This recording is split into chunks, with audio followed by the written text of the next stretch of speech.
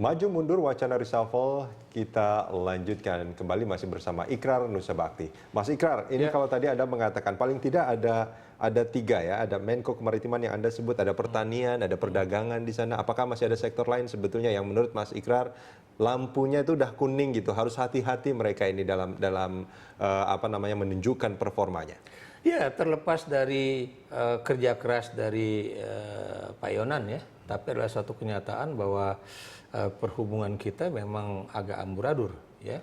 Saya beri contoh misalnya kemarin tanggal 24 misalnya kan, 24 Desember itu bagaimana jalan tol itu hampir seluruh wilayah di tanah Jawa ini Iya. benar-benar stuck ya. Tapi dampaknya kan Tidak nggak usah menonton karena saya juga mengalami. Saya pergi dari Jakarta ke Bandung itu 4,5 jam dan itu pun melewati jalur yang bukan jalan tol sampai ke Cikarang Timur ya itu. Kalau saya ikutin jalan tol dari Bekasi dari Jati Asih sampai Cikarang Timur mungkin berapa jam sendiri itu kan. Iya. Jadi itu aja Itu menunjukkan dampaknya kan betapa Dirjen Hubdar dia mengundurkan diri. betul, itu suatu pertanggungjawaban yang buat saya sangat positif ya. Tapi Ya. yang ingin saya katakan di sini, di situ menunjukkan betapa kita memang belum mampu menghasilkan sebuah sistem transportasi darat yang cukup baik ya. Termasuk juga transportasi udara. Anda lihat ya, berapa penerbangan yang kemudian terganggu ya.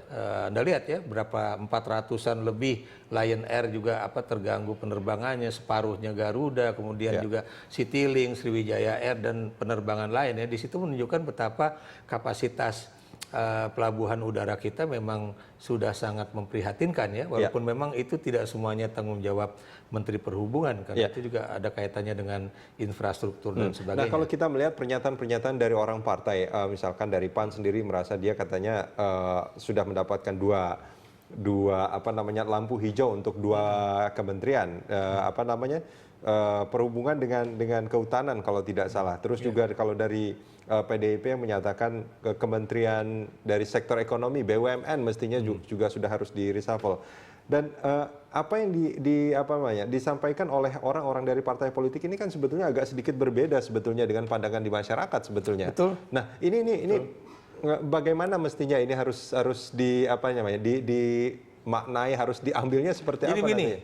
yang harus kita katakan kepada masyarakat ya, bahwa kita juga harus terus melakukan satu pengamatan atau pengawasan terhadap kinerja kabinet di bawah Jokowi ini, termasuk juga pernyataan-pernyataan para politisi.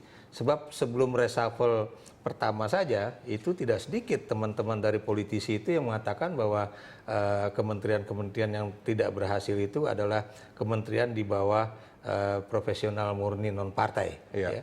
Apa yang ingin mereka katakan bahwa mereka tidak mau mengganggu posisi kementerian yang berada di bawah partai-partai politik sesama mereka ya. Jadi itu menunjukkan suatu hal yang nyata. Dan Anda tadi menyebutkan Menteri BUMN misalnya kan, Anda udah tahu bahwa PDIP itu dari semenjak yang reshuffle yang pertama itu mengharapkan saya sejak ada keributan antara Rini dengan Megawati, sejak itu pula itu posisi Rini sebagai Menteri BUMN itu selalu dicecar oleh PDIP ya, dan saya juga nggak tahu apakah ini memang persoalan pribadi antara Mega dengan Rini atau memang kinerja Rini yang tidak becus ya, itu juga harus kita lihat secara fair ya. Dan kemudian Anda lihat aja ya, tadi Menteri Kehutanan dan Lingkungan Hidup ya, kita tahu memang ada persoalan di situ ya, dan kita tidak ingin kasus-kasus Kementerian Kehutanan yang masa lalu itu terjadi lagi ya, di mana kasus korupsinya juga cukup tinggi juga ya, yang terkait dengan perizinan dan sebagainya. Jadi itu harus dilihat secara nyata. Sebab kalau Anda kemudian mengatakan bahwa PAN menginginkan posisi Menteri Kehutanan dan Lingkungan Hidup, Anda tahu itu adalah posisinya Partai Nasdem. Tadi yang disebut dengan Ferry Mursi dan Baldan itu juga adalah posisi Partai Nasdem. Dan Nasdem sekarang udah tinggal 2 kementerian itu aja yang mereka punya.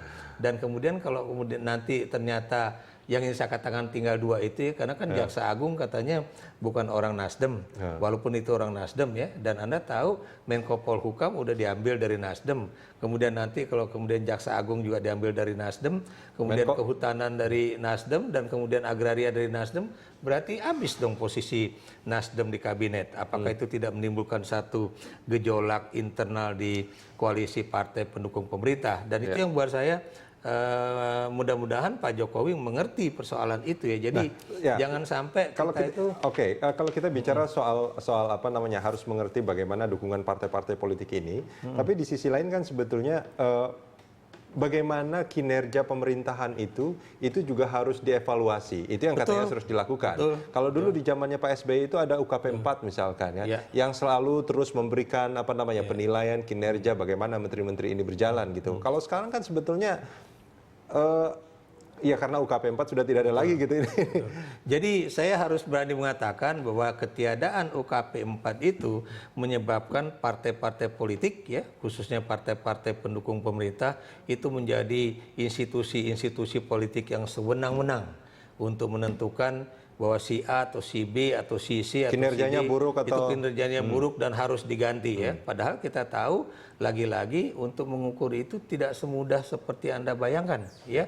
Berbagai kriteria, berbagai indikator itu harus benar-benar dihitung. Jangan kemudian cuma gara-gara saya tidak suka dengan Anda atau saya tidak suka dengan si B atau si C kemudian saya katakan orang itu harus diganti. Jadi itu yang buat saya sangat penting ya. Nah, walaupun saya juga harus mengkritik Bu Rini ya dalam kasus misalnya kereta yang dia pilih Cina dan bukan dia pilih Jepang misalnya gitu kan. Nah, ini kalau kita melihat dari apa yang terjadi, reshuffle jilid pertama, waktunya itu kalau kurang lebih sekitar 6 bulan setelah Pak Jokowi menjadi presiden.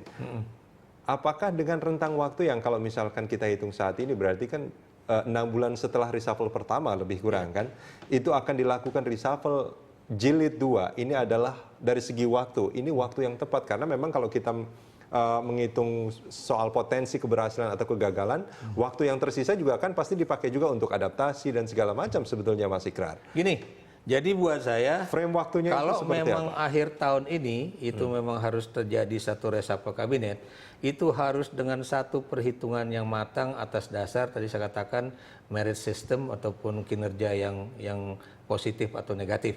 Jangan kemudian lagi-lagi atas dasar desakan partai-partai politik ya, siapapun partai-partai politik itu. Sebab kalau itu terjadi, bukan mustahil nanti tahun berikutnya akan terjadi pula, tahun ketiga juga akan terjadi pula, bisa kacau nih.